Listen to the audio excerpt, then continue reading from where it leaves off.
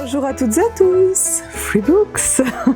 Il n'y en a pas beaucoup de ces vidéos encore, mais il va y en avoir beaucoup, je pense. Donc aujourd'hui, il y en a pas mal de lectures, enfin de nouveaux livres que j'ai accumulés, qu'on a trouvés, que j'ai pu récupérer à droite à gauche et que je me suis gardé pour vous les présenter là. Je vais juste m'installer un peu mieux. Ah, c'est mieux comme ça, mon Dieu. Depuis tout à l'heure, je galère. Là, je suis bien assise. Je suis mieux comme ça. Là, il y a mon petit Pichou. Je sais pas si on va le voir, mais bon, il y a plein de bazar sur cette chaise. Voilà, c'est mieux comme ça. Et mon petit Pichou, si on veut le voir, je le laisserai ici, à côté d'un livre. Donc, on va commencer par tout ce qui est poche pour l'instant. Il y a un peu de tout. Il y a du thriller, il y a du roman, il y a peut-être jeunes adultes, je ne sais plus. Et je suis encore en pull de Noël parce que je vous filme encore en hiver en fait, pendant les fêtes. Et ça va faire bizarre si cette vidéo sort en été, mais c'est comme ça. Écoutez, voilà. Donc, on va commencer par étonnantissime. Je pense que c'est une collection de chez Flammarion. Le petit vieux des Batignolles de Gaboriau. Je connais absolument pas, mais ça me fait penser à un jeune adulte. Je ne sais pas si c'est pour les ados, pour les adultes ou si c'est pour les ados. Je dirais que c'est pour les ados plutôt. Présentation de Fabien Clavel, illustration de Virginie Berthomé, édition Flammarion. C'est ça, c'est une série étonnantissime de la collection Étonnant Classique. Je pense que c'est pour des jeunes. On n'en a pas beaucoup de pages ici, on est à peine à 100 et quelques pages. Je vous lis la 4e, comme toujours. Je n'aime pas inventer ce que je n'ai pas lu et de vous faire un résumé qui est déjà ici et de le lire en même temps. Tant qu'à faire, je préfère le lire. Ce sera beaucoup plus sympa et plus fluide comme vidéo. À Paris, dans le quartier des Batignolles, on découvre un petit vieux assassiné chez lui. Des lettres tracées dans son sang désignent le meurtrier. Mais Méchiné en a vu d'autres. Assisté de Godeuil, un jeune étudiant en médecine, le policier émet quelques réserves sur cette culpabilité toute trouvée. Commence alors une palpitante enquête pour réfuter l'évident. Indice après indice, la vérité se fait jour, tandis que le suspect s'obstine à revendiquer le crime. Voilà. Ensuite, nous avons ceci. Il est quasi neuf, il est en super bon état. Même neuf, j'ai envie de vous dire. Non, il est quasi neuf parce que bon, il a été lu quand même, il est signé par quelqu'un. Nous sommes ici pas loin de 400 pages. Bruno Combe ou Combès, il existera toujours un chemin. Donc ici, nous avons un peu de cet auteur.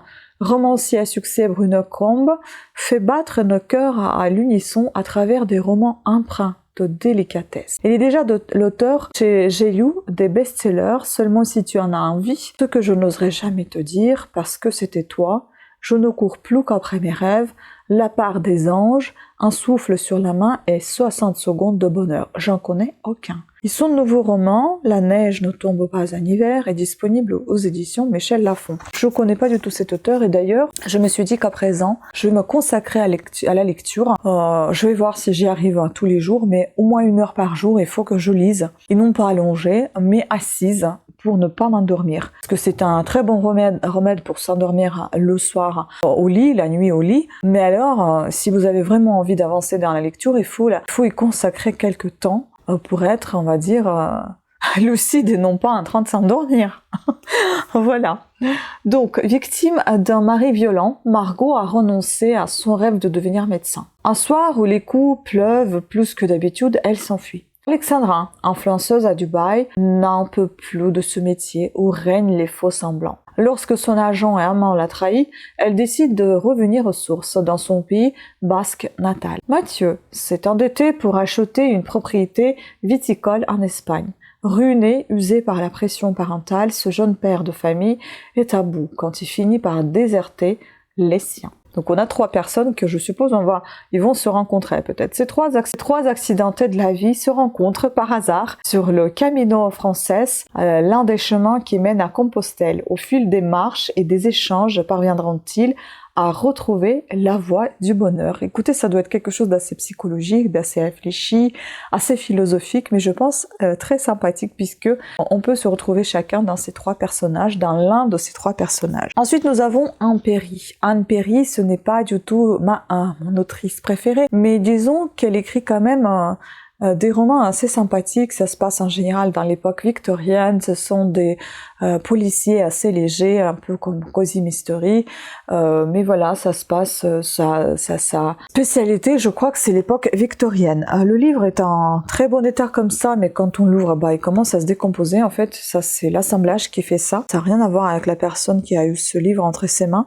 On est ici pas loin de 400 pages. Le livre s'appelle Funérailles en bleu, aux éditions 10-18, collection Grand Détective. 2 femmes sont retrouvées mortes dans l'atelier d'un peintre londonien. L'une d'elles, Elissa Beck, était une joueuse invétérée, accablée de dettes au point d'avoir ruiné son mari. Le dernier est immédiatement soupçonné. Afin d'y voir plus clair dans cette affaire un peu trop simple à son goût et qui le touche de près, Monk,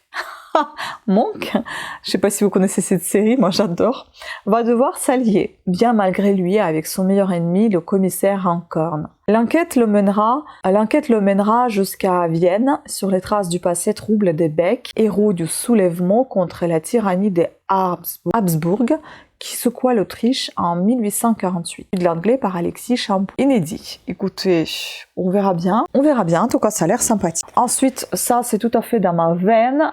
Aux éditions Pocket, nous avons ici Mathieu Aron, Les grandes plaidoiries des ténors du barreau. Ça a l'air vraiment très intéressant. Les procès du maréchal Pétain, de Maurice Papon, Patrick Dils, Véronique Courgeot, Jérôme Kerviel et tant d'autres, je pense. On n'est pas loin de 300 pages. Bon, le livre a été bien bouquiné. Féminicide, un crime historique, erreurs judiciaires, combats sociétaux.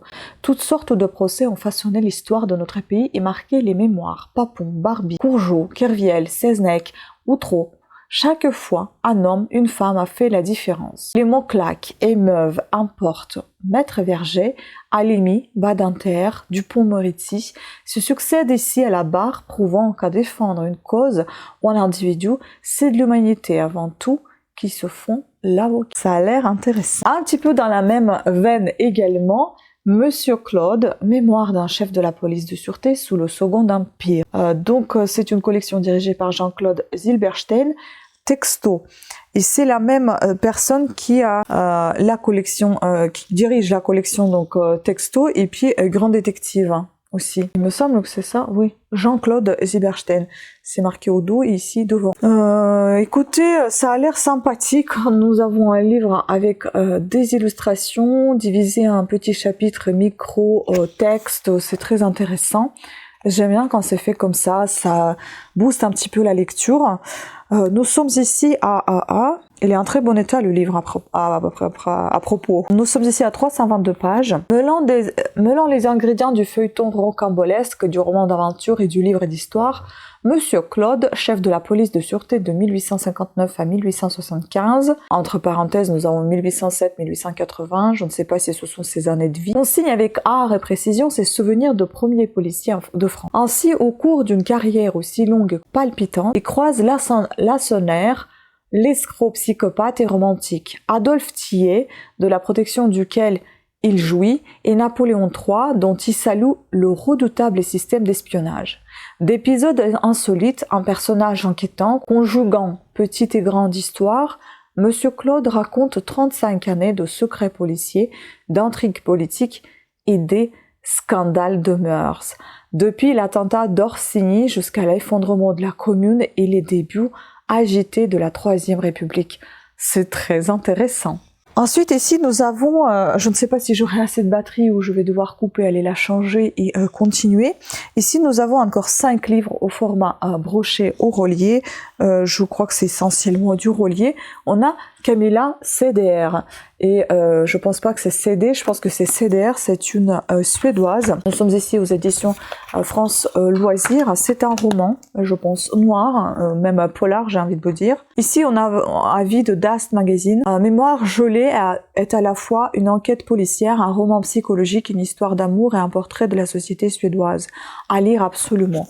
Donc, comme vous avez pu remarquer, ça s'appelle Mémoire gelée. Ici, Camilla CD vit à Göteborg, c'est Göteborg si on veut dire en français, en Suède. C'est dans le sud, près du sud de la Suède, enfin quelque part au centre il me semble. Elle a suivi une formation de psychothérapeute, même pas au sud, je crois que c'est plus vers le centre. Elle a suivi une formation de psychothérapeute et d'assistante sociale, profession qu'elle exerce parallèlement à son travail d'écrivain. Mémoire gelée est son premier roman. Cool. J'adore lire toujours les premiers romans en fait. On n'est pas très loin de 440 pages. Un matin de dessin. Dans une petite ville suédoise, Seija Lundberg est réveillée par un coup de téléphone. Son voisin a découvert un homme mort, le bas du corps écrasé par une voiture. Lorsque Seija l'accompagne sur les lieux du crime, où elle rencontre l'inspecteur Christian Tell, elle se retrouve impliquée dans l'affaire. Et certains détails lui rappellent étrangement une jeune fille connue bien des années auparavant. Quel est le lien entre ce meurtre et le drame qui s'est déroulé 12 ans plus tôt? Le passé ressurgit. Non sans conséquence pour Seija, l'enquête de l'inspecteur Tell. Avec une extrême sensibilité, Mémoire gelée décrit une humanité ordinaire et dessine une Suède loin des sentiers battus, dans laquelle une poignée d'individus confrontés à de vieux démons se retrouvent entraînés dans une suite d'événements tragiques. Traduit du suédois par Marie-Hélène Archambault. Je ne connais pas du tout cette traductrice. Je connais Lena Grimbark, je crois, ou Grimbach, quelque chose comme ça. Et puis il y avait un monsieur, je me rappelle pas. Ensuite, nous avons Kléber Adens, l'été fini sous les tilleuls. Je pense que c'est quelque chose d'assez romantique. Ici, nous n'avons pas de résumé. Mais je pense que ça doit être quelque chose d'assez sympathique. Je ne sais pas, j'avais envie de le bouquiner. Nous sommes ici pas loin de 250 pages. Hein, voilà, donc un petit livre comme ça. Ensuite, on avait trouvé pas mal de livres russes aussi, à tendance russe. Ça, ce sont des livres, je crois, qui viennent de Dilikash, qu'on avait trouvé en fait, parce qu'ils mettent dehors à ceux qui les en veulent pas. Nous, on avait fouillé, on a tout rangé pour les autres. Et puis on a pris ce que nous on voulait. Donc Simone Signoret, je connais pas cette autrice, mais mon chéri me dit que c'est quelqu'un de très connu. Désolée si je connais pas une si grande dame. Donc ici, je ne sais pas si c'est France Loisirs, hein, ça m'étonnerait. Est-ce que c'est pas livre du mois? Adieu Volodia, aux éditions France Loisirs. Voilà, Adieu Volodia. Volodia, c'est Volodymyr en fait. On peut dire de différentes manières. Vova, Volodia. Je dis à la française. Vova, Volodia, Vladimir. Hein. Ici, je le dis avec la prononciation russe, ça va être Vladimir, Volodya, Vova. Et après, il y a des diminutifs comme Vovchik, Vovachka. Voilà. Mon cousin s'appelle comme ça et mon oncle aussi. Nous sommes ici à un peu plus de 500 pages. Volodya est un roman gai et pétillant, tendre, drôle et plein d'amour. Le récit est impeccable, très bien ficelé. Volodya est un livre qui donne du bonheur. Dominique Bonin, Le quotidien de Paris. Donc ici, en fait, nous n'avons que des avis. Ah oui, peut-être qu'ici, on va voir... Ah oh là là, on va voir le résumé. Les Gutman sont des juifs émigrés d'Ukraine, les Rujinski des juifs émigrés de Pologne.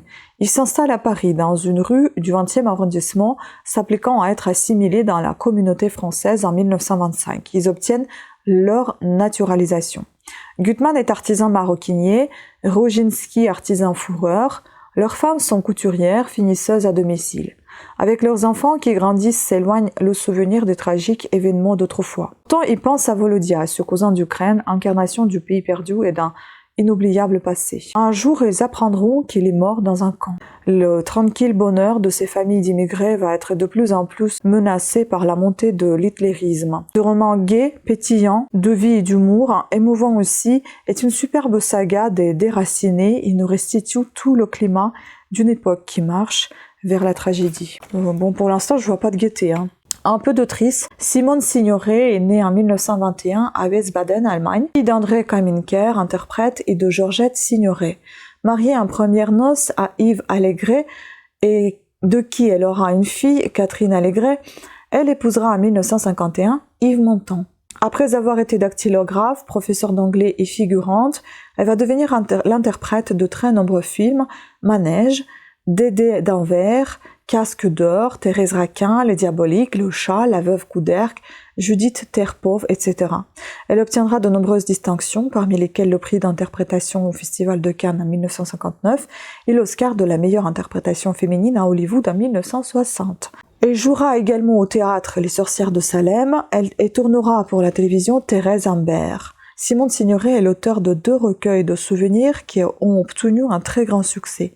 La nostalgie n'est plus ce qu'elle était et le lendemain, elle était souriante. Simone Signoret est décédée le 30 septembre 1985. Voilà, ça donne envie, mais je ne sais pas si ça va être vraiment gay. Pearl Buck, à la recherche tout le temps, constant, de cette autrice, l'impératrice de Chine. Il faut que je regarde si je ne l'ai pas déjà. Je commence à avoir un petit doute. Bon, le livre, il est fatigué. Hein. Il est très très fatigué parce qu'il se décompose. Nous sommes ici à peine à 440 pages. C'est le club de lecture, je crois, édition. Comme par hasard, il va me rester un livre et il y aura plus de batterie. Il me semble le grand livre du mois. La dernière impératrice de Chine avait 17 ans quand elle fut invitée à se présenter avec une soixantaine d'autres jeunes filles devant l'empereur qui cherchait de nouvelles concubines. Elle fut choisie, gardée par des eunuques, isolée sans amis, condamnée aux intrigues de palais. Moins d'un an après, aussi rusée que belle, Orchide prend le nom de Tsu ici et commence sa vertigineuse ascension. Impératrice douairière, elle sacrifia sa vie sentimentale pour un empire qu'elle voulut tout puissant. Incroyablement cruelle, elle fit empoisonner sa rivale par son eunuque favori. Elle fut adorée et haïe par des millions de sujets, et la Chine de Mao Tse-tung, 47 ans après sa mort, porte encore son empreinte. Elle est l'une des grandes énigmes des temps modernes. C'est intéressant. Cette vie prodigieuse a inspiré à Pearl Buck le plus puissant de ses romans. Pearl Buck est née en 1892 à Hillsborough, Virginie, États-Unis. En 1923 apparaît le premier de ses romans Vent d'Est, Vent d'Ouest. Le prix Pulitzer en 32 couronne La Terre chinoise en 31, qui prolonge 2 volumes, Les Fils de Wang Lang en 32 et La Famille dispersée en 35. Elle a été lauréate de prix Nobel en 1938.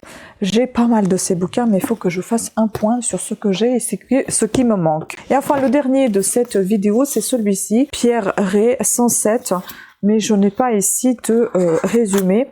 Mais il y a quelque chose qui m'a attirée, je ne sais pas pourquoi, j'avais envie de le bouquiner. Je ne sais pas. On est à 105 pages, ça avait l'air sympa. Je sais pas ce qui m'a pris. J'avais envie de le lire. Peut-être que j'ai dû lire le début. Je ne sais pas. Donc en tout cas, voilà, celui-ci également. Écoutez, sur ce, je vous remercie beaucoup de votre attention. La vidéo était un tout petit peu longue. Pensez à vous abonner et activer la petite cloche de notification afin d'être averti de nouvelles sorties de vidéos. Pensez à me dire aussi s'il y a des auteurs que vous connaissez ou que vous avez déjà lu ou qu'il y a quelqu'un qui vous donne envie d'être lu. Hein. Voilà, sur ce, je vous embrasse et je vous dis à très bientôt. Ciao!